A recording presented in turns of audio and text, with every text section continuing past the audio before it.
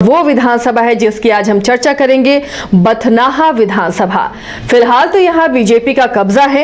SC आरक्षित ये seat है, सीतामढ़ी लोकसभा के अंदर ये आती है। लेकिन बथनाहा का मिजाज क्या रहा है? क्या बीजेपी को यहाँ की जनता चुनती रही है या किसी खास कैंडिडेट पर मेहरबानी रही है यहाँ की जनता का? तो इसके मिजाज को टटोलते हैं। रंजन जी, अगर बथनाहा को आप स्कैन करते हैं तो क्या नजर आता है? बथनाहा में क्या पार्टी की चलती है, कैंडिडेट की चलती है, किसी परिवार का दबदबा है? देखिए, जब बथनाहा विधानसभा सीट को आप स्कैन कीजिएगा तो जब इसे अंदर तक आप जाते हैं तो आपको बहुत दिलचस्प सीन जो है वो दिखाई देगा। बथनाहा में अगर हम देखें तो यहाँ पर जो पहली जीत मिली थी वो आपको सोशलिस्ट विचारधारा वाली पार्टी एसएसपी को मिली थी, लेकिन उसके बाद कांग्रेस ने जीत का पंजा खोल दिया और फिर जो है यहाँ पर सोशलिस्ट पार्टियों के बीच ही मुकाबला होता रहा और फिर जाकर ये सीट जो है 2008-9 परिसीमन के बाद एससी आरक्षित सीट के रूप में इसको मान्यता मिली। और जैसे ही ये एससी आरक्षित सीट होती है, इस सीट पर बीजेपी का दबदबा या वर्चस्व कह लीजिए वो साफ साफ देखा जा सकता है। तो अलग अलग समय में अलग अलग पार्टियां यहां पर जो है वो मजबूत दिखी हैं। शुरू में पहला चुनाव एसएसपी ने, फिर 5 चुनाव कांग्रेस ने, फिर सोशलिस्ट विचारधारा वाली पार्टियों के बीच ही मुकाबला होता रहा और अब 2010 से बीजेपी और जो है वो कांग्रेस के बीच यहां पर मुकाबला हो रहा है। देखिए, ये सीट हमेशा से एससी आरक्षित नहीं थी। ये सीट जो है आपको जब इसके गठन की बात करें तो 1967 में यहां पर पहला चुनाव हुआ था और वहां से लेकर 2005 तक जो भी चुनाव हुए ये सामान्य सीट के रूप में ही यहां पर चुनाव हुए और नए परिसीमन में ये एससी आरक्षित सीट जो है वो बना। अब देखना यह है कि अब जब 2025 में चुनाव होगा तो जो बीजेपी का यहां वर्चस्व बन गया है अनुसूचित जाति आरक्षित सीट होने के बाद, क्या उस वर्चस्व को जो विपक्ष है, महागठबंधन है, तोड़ पाएगा? क्या यहां पर फिर से कमल खिलेगा या जनता हाथ का साथ देगी या इस बार रणनीति बदली जाएगी और आरजेडी यहां से लालटेन जलाने की कोशिश करेगा? इन्हीं सब विषयों पर हम समीक्षा करेंगे और साथ ही बताएंगे कि यहां के आंकड़े क्या कुछ हमें समझाने की कोशिश कर रहे हैं। तो देखिए, बथनाहा 1967 में पहला चुनाव, जो यहां पर पहले विधायक हुए मोहनलाल शर्मा जो एसएसपी से जो है यहां पर चुनाव जीते थे संयुक्त सोशलिस्ट पार्टी से। कुल 14 चुनाव अब तक यहां पर हो चुके हैं। कांग्रेस को 5 बार सफलता मिली है। बीजेपी दूसरी सफल पार्टी है जिसने 3 अवसरों पर यहां से चुनाव जीता है। एलजेपी भी इस सीट को 2 बार जीतने में कामयाब हुई है। तो जनता दल को भी 2 ही बार सफलता मिली है। आरजेडी और एसएसपी ने एक बार जो है यहां पर चुनाव जीता है। अगर हम सर्वाधिक बार चुनाव जीतने वाले उम्मीदवार की बात करें तो सूर्यदेव राय ने जो बथनाहा की सीट है उसे सर्वाधिक 5 बार जो है वो जीता है। अब हम आखिरी 3 चुनाव की बात कर लेते हैं जब ये एससी आरक्षित सीट जो है हो गई थी और उसके बाद यहां पर क्या कुछ हुआ अगर हम उसे देखें तो 2010 में एक त्रिकोणीय मुकाबला था। यहां पर बीजेपी थी, कांग्रेस थी और साथ ही साथ एलजेपी भी चुनावी मैदान में थी। यहां पर बीजेपी की तरफ से दिनकर राम जो है वो चुनावी मैदान में उतरे थे। उनको 49,181 वोट मतलब कि 44.03% वोट आए थे। तो ललिता देवी जो एलजेपी से थी उनको 35,889 वोट आए मतलब कि 32.13% और कांग्रेस के संजय राम तीसरे स्थान पर छूट गए, उनको मिले 8,631 वोट मतलब कि 7.73% वोट। तो यहां पर जो दिनकर राम को जीत मिली वो मिली 13,292 वोटों की। इसके बाद 2015 में दिनकर राम को फिर से टिकट दिया गया और उनके सामने इस बार कांग्रेस ने अपना प्रत्याशी बदल दिया, सुरेंद्र राम को चुनावी मैदान में उतारा। महागठबंधन महागठबंधन के प्रत्याशी थे।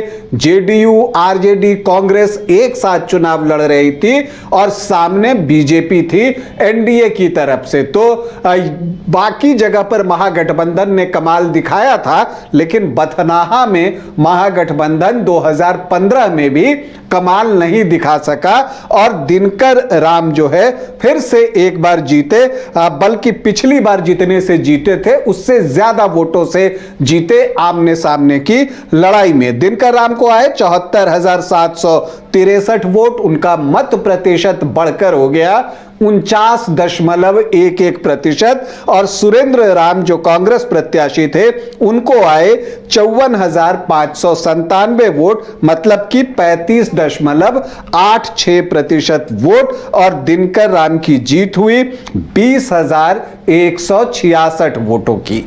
इसके बाद 2020 आता है, बीजेपी ने अपना प्रत्याशी जो है वो बदला था। अनिल कुमार को यहां से उन्होंने प्रत्याशी बनाया।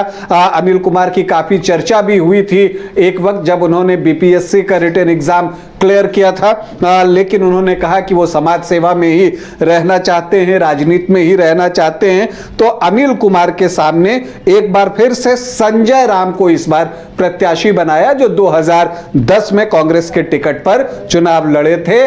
और आरएलएसपी जो उपेंद्र कुशवाहा की पार्टी है, उन्होंने चंद्रिका पासवान को यहां से टिकट दिया। एक ट्रायंगुलर फाइट यहां पर, जिसमें कि अनिल कुमार को आए 92,648 वोट और इस बार मत प्रतिशत और बढ़ गया, वो बढ़कर पहुंच गया 54.2% वोट। तब तो फिर रिजल्ट यही क्लियर था।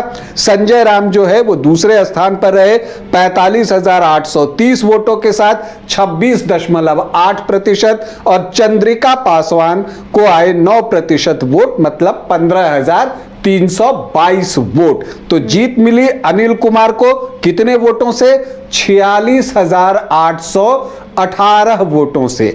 तो बथनाहा में हम देखते हैं जो पिछले 3 चुनाव के आंकड़े हमें क्या बता रहे हैं कि हर बार बीजेपी का वोट परसेंट जो है वो बढ़ता जा रहा है और साथ ही बढ़ती जा रही है जीत की जो मार्जिन है वो भी हर चुनाव के साथ बढ़ता हुआ दिखा है। अब इस बार क्या कुछ होगा, इस पर भी चर्चा है। दावेदार कौन हो सकते हैं? क्या कांग्रेस ही चुनाव लड़ेगी? क्योंकि पिछले 3 चुनाव से उसका प्रदर्शन कोई बहुत बेहतर नहीं रहा है। तो ऐसे में क्या आरजेडी को यहां से चुनाव लड़ना चाहिए, यह भी देखना होगा।